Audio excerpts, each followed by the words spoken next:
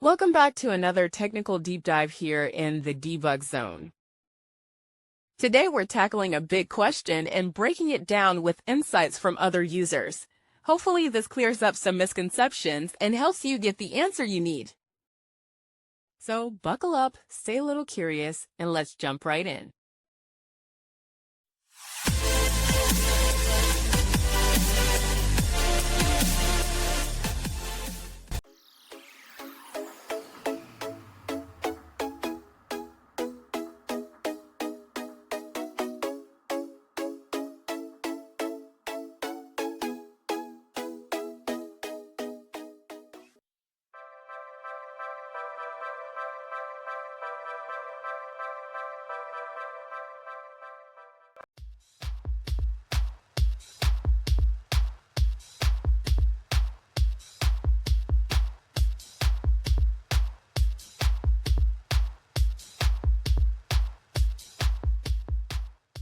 And that's a wrap.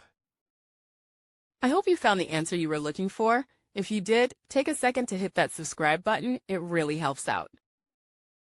And let me know in the comments which solution worked best for you. See you next time in the debug zone.